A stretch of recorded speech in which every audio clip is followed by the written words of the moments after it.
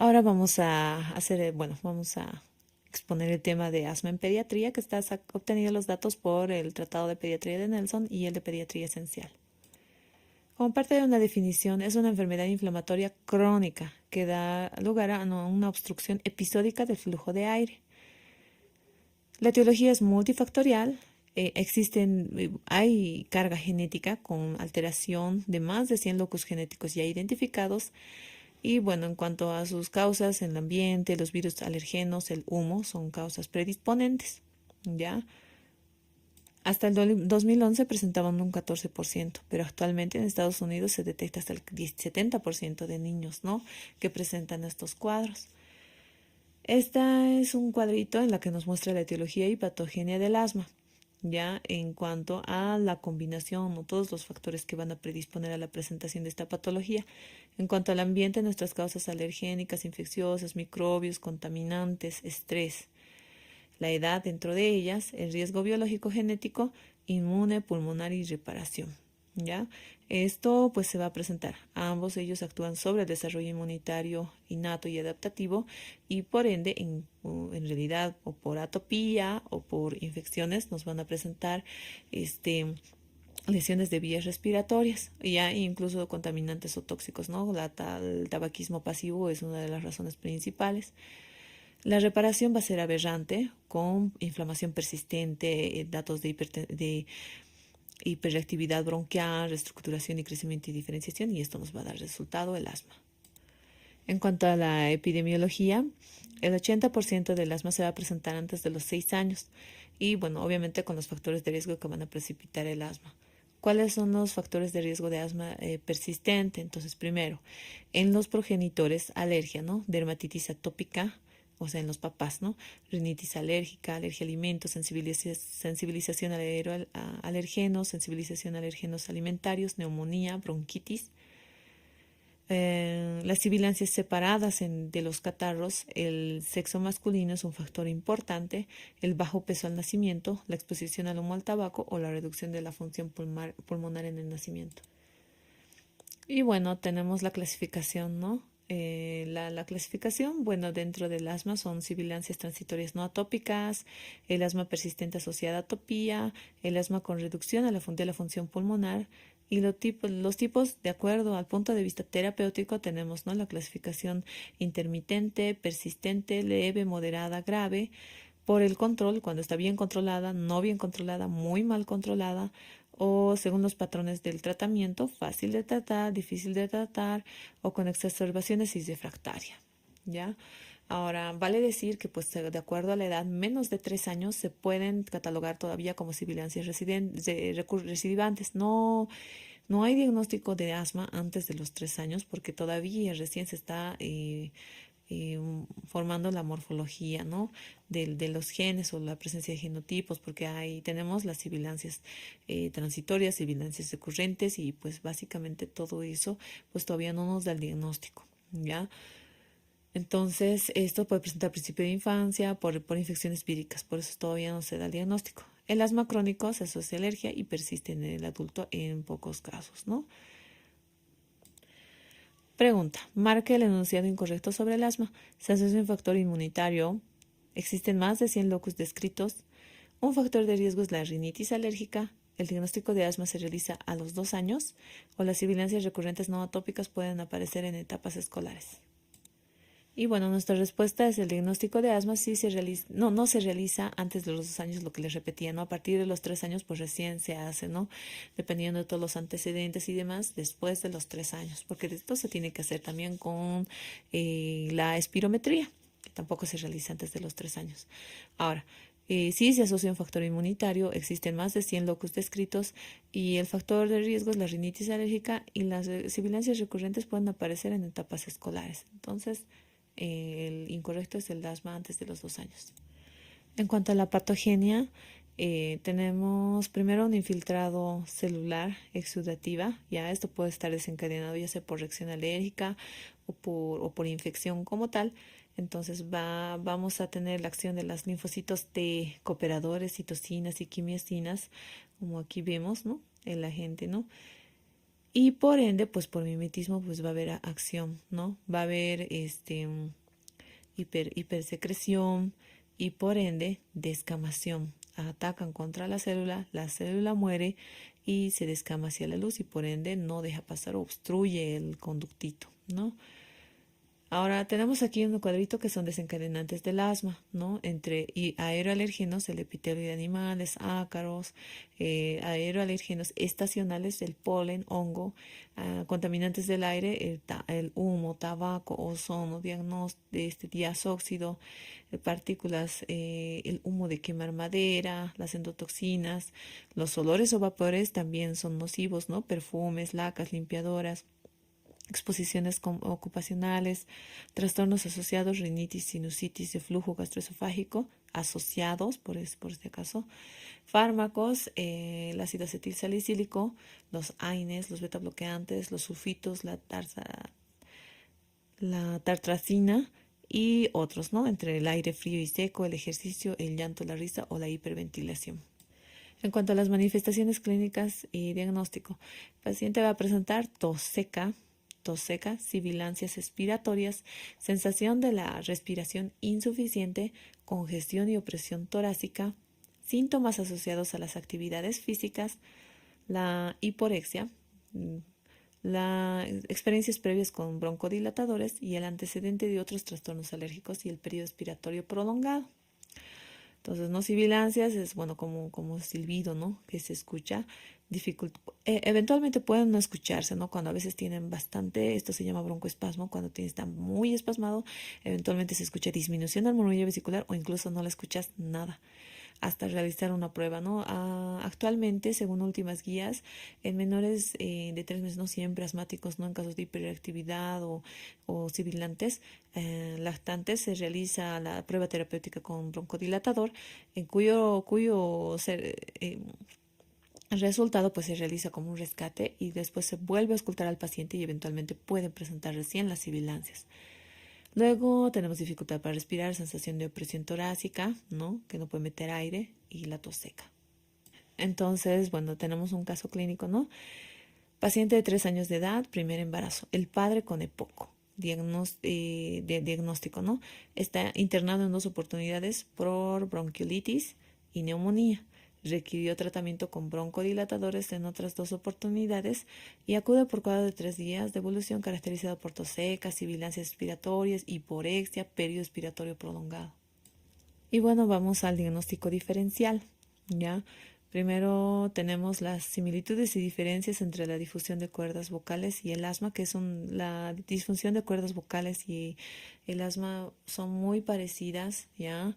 Sin embargo, estas son las diferencias, ¿no? La disfunción de cuerdas vocales es extratorácica, el asma es intratorácica.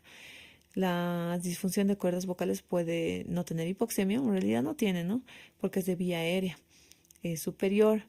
Luego no tiene hipercapnia, no hay acidosis, la espirometría es normal, el comienzo de detección son pocos síntomas entre episodio, en cambio el asma sí presenta hipoxemia, sí presenta hipercapnia, sí tiene reducción de los flujos respiratorios en la espirometría, los síntomas son persistentes, son visitas frecuentes a urgencias con múltiples medicamentos. ¿Ya? Luego, pues en cuanto al diagnóstico, ¿no? Esta es la principal causa eventual que se tiene que realizar la diferencia.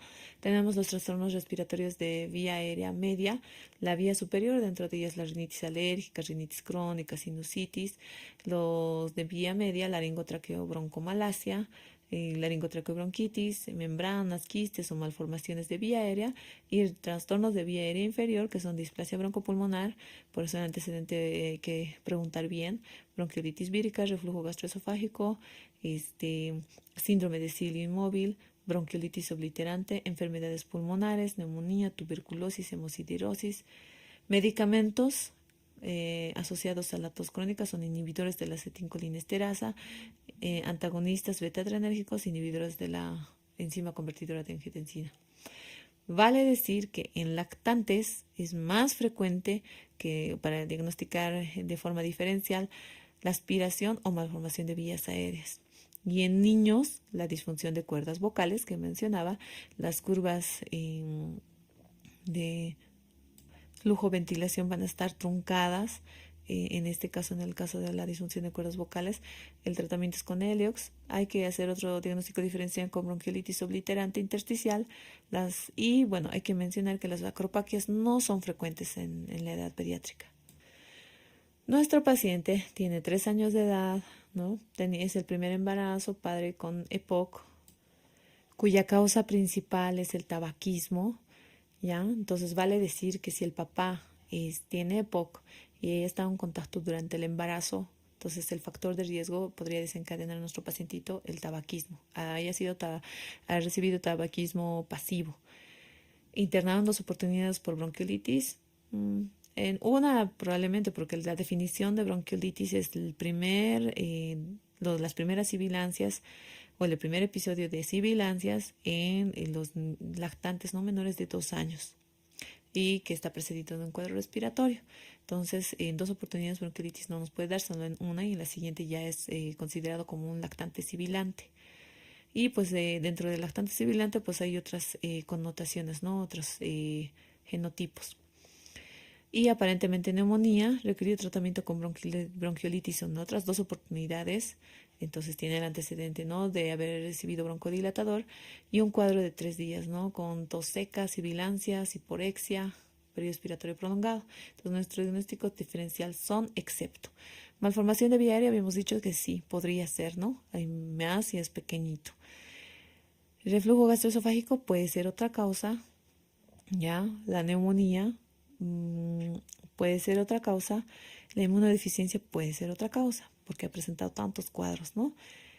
La parálisis del nervio laringeo recurrente no se presenta. ¿Por qué? Porque la clínica es diferente, ¿no? Es una alteración de la vía aérea superior y pues en realidad no toma parte de la vía baja, ¿no?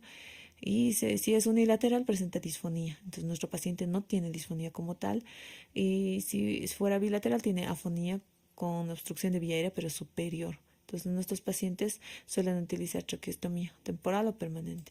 Bueno, ya yendo a otro caso clínico, tenemos un paciente de 4 años de edad, diagnosticado de asma hace 1 año. Lleva seguimiento por neumología, o sea, ya tiene asma, ¿no?, de diagnóstico 1 año. Tiene cuadro de 5 horas, caracterizado por falta de aliento al caminar, accesos de tos seca, no tiene otros signos de sintomatología. Y al examen físico, buen estado general, hidratado, afebril, con orofaringe no congestiva, pero la frecuencia respiratoria de 36 de respiraciones por minuto, adecuada mecánica ventilatoria, es decir, sin datos de dificultad, la auscultación con sibilancias al final de la expiración, con frecuencia cardíaca de 96 latidos por minuto y saturación de 95. Y el resto sin particularidades. Marcamos el enunciado correcto.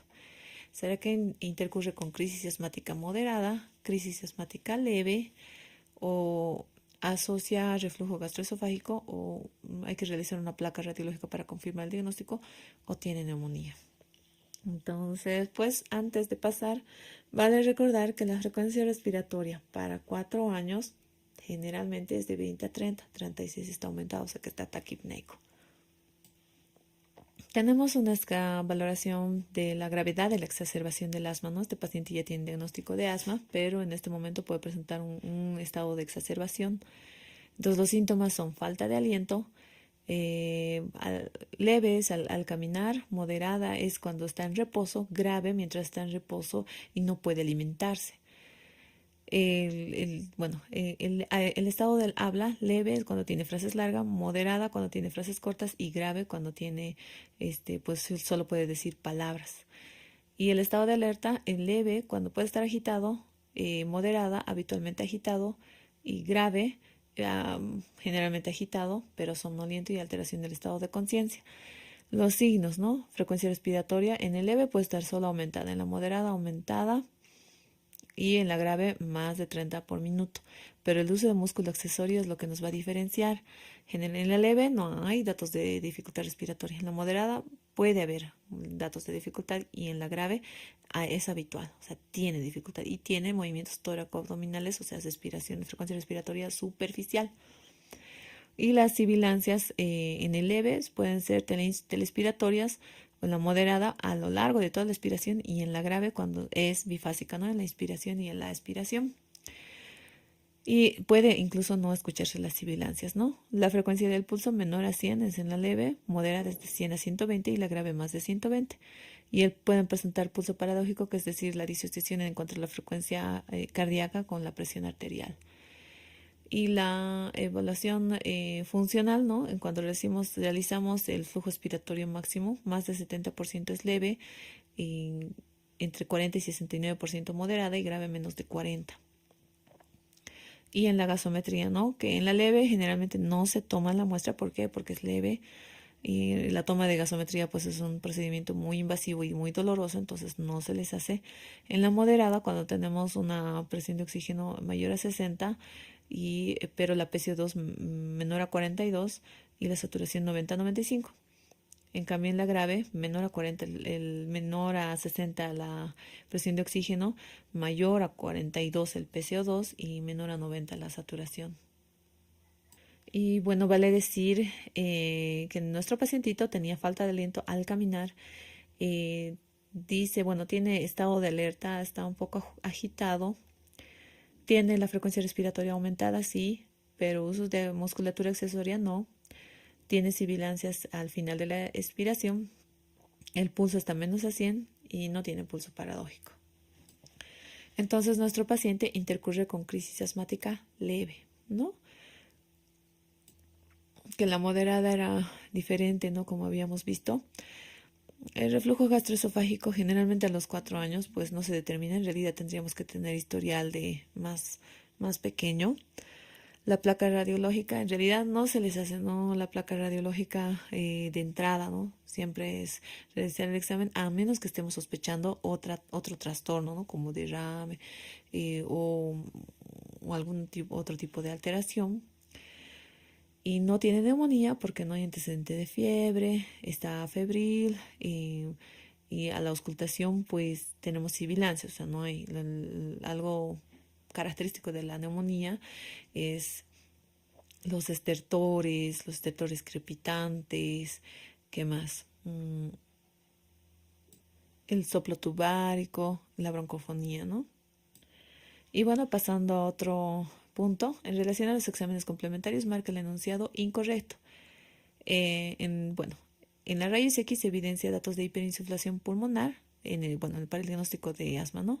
La espirometría en un niño no asmático tiene volumen expiratorio medio en un segundo de 3.4 y la relación del BEMS del volumen expiratorio medio y de la capacidad vital forzada es de 0.86, o la respuesta broncodilatador mejora a más del 12%, o el flujo expiratorio máximo es el gold estándar para el asma, o la gasometría muestra una PCO2 aumentada. Y bueno, para el diagnóstico, las anomalías que esperamos encontrar en la espirometría, ¿no? En clínica, es la limitación del flujo de aire, el volumen expiratorio máximo en un segundo bajo, es decir, respecto al porcentaje, ¿no? De lo aceptable, y la relación del volumen expiratorio máximo en un segundo sobre la capacidad vital forzada es menor a 0.8. La respuesta al broncodilatador mejora hasta 12% y la provocación con el ejercicio va a empeorar hasta más del 15%. La vigilancia diaria del flujo expiratorio máximo o el volumen expiratorio máximo en un segundo va a variar, ¿no? Generalmente hasta el 20%. En la rayos X lo que vamos a encontrar es hiperinsuflación pulmonar. ¿Cuáles son los datos de hiperinsuflación? La horizontalización de las costillas, el aumento del espacio intercostal, la herniación del parénquima pulmonar y el descenso de los arcos diafragmáticos, ¿no? Esto ya habíamos mencionado. La velocidad, el volumen expiratorio máximo en un segundo usualmente son bajos. El ejercicio ayuda a identificar niños, por eso se le hace la provocación con el ejercicio. El óxido nítrico expirado es un marcador de la inflamación de vía aérea, así que es un excelente examen, ¿no? Y la medida de flujo expiratorio está correlacionado con los síntomas con variación diurna de más de 20%, nos va a decir el diagnóstico de asma. Este es un gráfico, ¿no? De espirometría, en la cual tenemos, ¿no? Las asas de flujo espirométrica ¿no? En una persona que no es asmática, sin limitación del flujo, si se dan cuenta. Y bueno, tiene un aspecto medio excavado, ¿no? O cóncavo. En las flujos de... Esta es la comparación de un sujeto, de un niño no asmático versus un niño con asma. Entonces aquí vemos, ¿no?, la diferencia que va a presentar en la espirometría, en la cual vamos a ver que del niño no asmático tiene un volumen expiratorio máximo en un segundo de 3.4 en un 100% del predicho, una capacidad vital forzada de 3.8 en el 100% del predicho, ¿ya? En la capacidad vital. Y en un niño asmático, o bueno, en su relación, perdón, antes, 0.86, ¿no? En este caso. Y en un niño asmático como tal, pues presenta un volumen expiratorio bajo, ¿ya? De 2.1, 62% del predicho, y una capacidad vital forzada de 3.7 con el 97% del predicho, y una relación entre ambas de 0.57. Y bueno, este es otro ejemplo, ¿no? Estos son papeles de vigilancia que se les realiza con los parámetros del flujo máximo flujo máximo expiratorio, ¿ya? En este primer gráfico se realiza 2 veces al día, ¿no? Estos son, digamos, 2 días, 4 días, 6 días. Entonces, cada 2 días se le hace el examen y pues se obtiene el resultado más o menos en un mes, ¿no? Acorde a esto es que después vamos a ir viendo la gravedad y la capacidad de control de la misma, ¿ya? Y en la que tenemos pues 3 zonas, ¿no? La zona roja, la zona amarilla y la zona verde, la cual nos va a decir más o menos la gravedad, y estos son los controles, ¿no? De los controles 2 veces al día para ver los grados de exacerbación.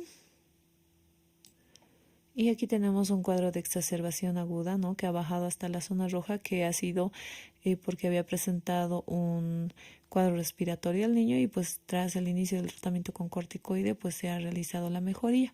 Pero básicamente estos son nuestros controles. La radiología o la rayos X les había dicho, ¿no?, datos de hiperinsuflación con aplastamiento de los diafragmas, incremento de los espacios intercostales, ya herniación discreta del parénquima y el engrosamiento peribronquial.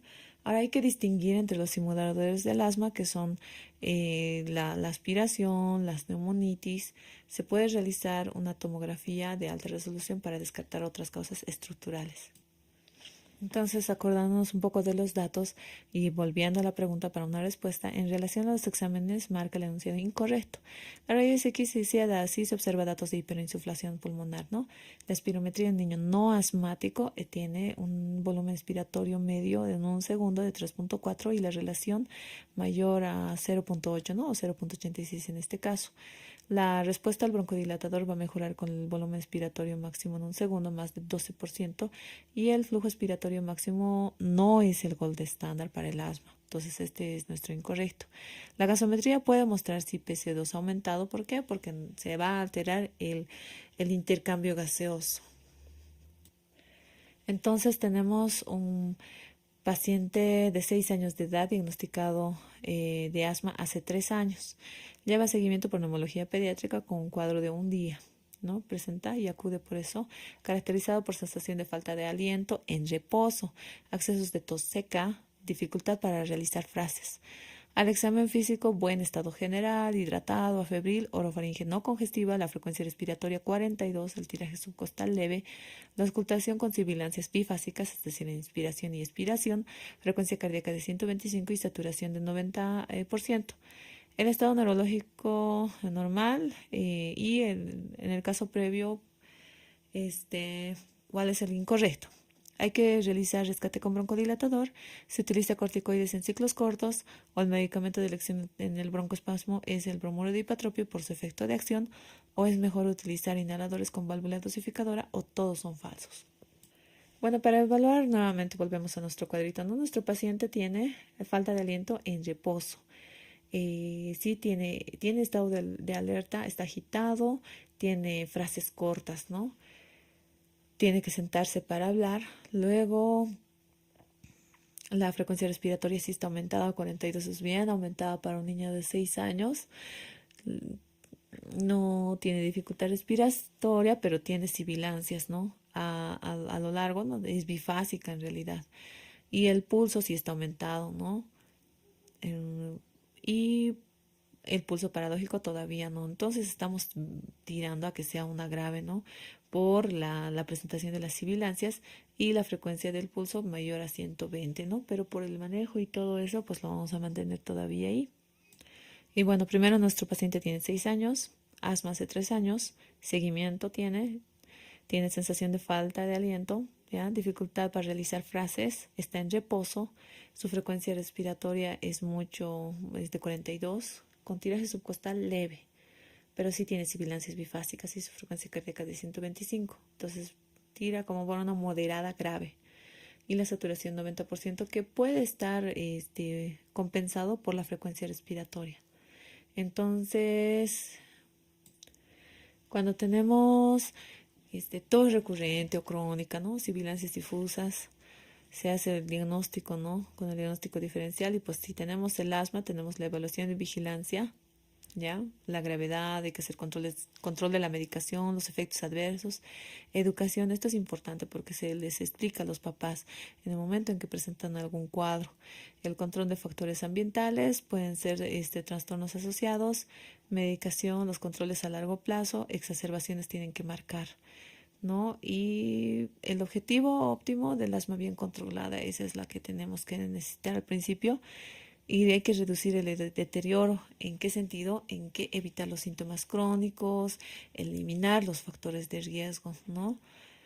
Y bueno, generalmente se recomienda entre 2 a 4 revisiones al año para mantener un buen control, ¿ya? En caso de que no presente exacerbaciones y demás. Se puede utilizar el uso del sistema semáforo para valores de flujo expiratorio máximo y para ver la eficacia, ¿no? Y generalmente está clasificado en rojo, amarillo, verde. Rojo es cuando tenemos menos del 50% del mejor valor personal, 50-80 el amarillo y 80-100 en verde. Entonces lo que hacemos es la evaluación, monitorización de la actividad de la enfermedad, educación y reforzar el conocimiento y habilidades de los papás, evaluar, ¿no? Cómo le están poniendo el inhalador y hay que enseñarles, ¿no? Cómo se les pone y corregir algunas cositas. Identificación y tratamiento de factores precipitantes o trastornos asociados, eso es importante, ¿no? La selección adecuada de medicamentos para cubrir necesidades del paciente. Entonces, inicialmente se realiza, si tenemos deterioro, ¿no? El manejo, ¿no? Evaluación de la frecuencia reciente de síntomas. El riesgo se refiere a la probabilidad de sufrir exacerbación. Puede estar asociado un 43% con reflujo gastroesofágico por aspiración, ¿no? Se produce broncoespasmo por el reflejo del vago, rinitis, broncoespasmo inducida por ejercicio, enfermedad sinusal. El tratamiento puede ser con irrigaciones nasales entre 2 a 3 por semana y o antibiótico-terapia en casos necesarios. Ahora tenemos, ¿no?, las fases de la evaluación clínica, evaluación y vigilancia, en los controles, ¿no?, de 2 a 4 revisiones por año, la educación del paciente, reforzar el tratamiento, el plan terapéutico, el control de factores, ¿no?, eliminación y reducción de exposiciones ambientales, e incluso incluyendo el paracetamol, tratamiento de trastornos asociados. Vale recalcar un poquito, el paracetamol a dosis alta sí se ha reconocido como un factor desencadenante. Y esta es la cartilla del semáforo que les mencionaba, ¿no? En el cual van marcando, ¿no?, la zona roja, la zona amarilla y de acuerdo a los porcentajes que les salen en los totales es lo que califica en porcentaje si ha habido o no una exacerbación grave o no. Ya viendo el tratamiento, en el tratamiento vale decir que esto se va basado en el GINA, ¿no? El GINA que es una guía para el manejo del asma.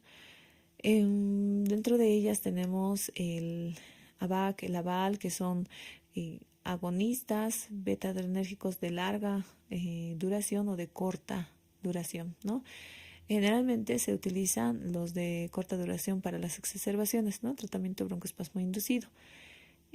Para el asma persistente se tiene que utilizar los corticoides inhalados y el asma persistente grave corticoides asociados con agonistas beta-adrenérgicos de larga duración. ¿ya? Por otro lado, si no tenemos revisión, te transfiere al especialista, neumología pediátrica. Si tenemos por encima del paso 4 que ahorita vamos a ver del protocolo de manejo, ¿no? Se puede utilizar AINES, el cromoglicato, nedocromilo para reducir el espasmo del ejercicio, ¿no? Generalmente. Y bueno, los, los corticoides inhalados a dosis altas y la administración frecuente 4 por día puede presentar efectos adversos, entonces hay que controlar cuando tenemos esa presentación o esa modalidad de uso. Los corticoides sistémicos pueden utilizarse en ciclos cortos o en ciclos largos. Se puede utilizar los betagonistas de acción larga y los modificadores de leucotrienos, ¿no? Que pueden ser en el uso del asma leve persistente y generalmente pueden estar asociados a la formación de Church-Strauss, ¿ya? Entonces, bueno, el mecanismo de acción de los modificadores de los leucotrienos generalmente son porque inhiben, ¿no?, la formación de leucotrienos, que son mediadores proinflamatorios que pueden inducir broncoespasmo y secreción de moco. Bueno, en cuanto a otros tratamientos, tenemos la teofilina, ¿ya? Junto con los alfa-adrenérgicos, la adrenalina se puede utilizar como broncodilatador, ¿ya? Pero sus reacciones adversas son cefalea, vómitos, arritmias, convulsiones, incluyendo la muerte. Tenemos los anticuerpos monoclonales, que son el omalizumab, que se administra en tratamientos de niños de más de 12 años, ¿no? Que pese a que hayan recibido tratamiento con corticoides de adecuada forma, no haya respuesta. Y su reacción adversa generalmente es la anafilaxia en el 0.1%. Entonces hay que recordar que es más de 12 años y anafilaxia al 0.1%. Los medicamentos de alivio rápido, de rápida acción, generalmente los agonistas beta-adrenérgicos de corta duración, entre 4 a 6 horas es su acción y se puede realizar incluyendo los rescates con broncodilatador, que generalmente son entre cada 20 minutos o cada 15 minutos por una hora. Y los inhaladores con válvula dosificadora. Tenemos por otro lado el uso de anticolinérgicos, el bromuro de ipatropio, pero son menos potentes que los beta-agonistas.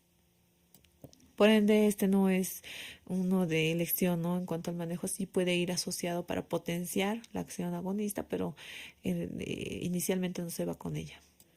Entonces, ya yendo a la respuesta de nuestro pacientito, sí se debe realizar rescate con broncodilatador, generalmente entre 15 a 20 minutos de inhalaciones con PAF, de generalmente broncodilatación de corta duración.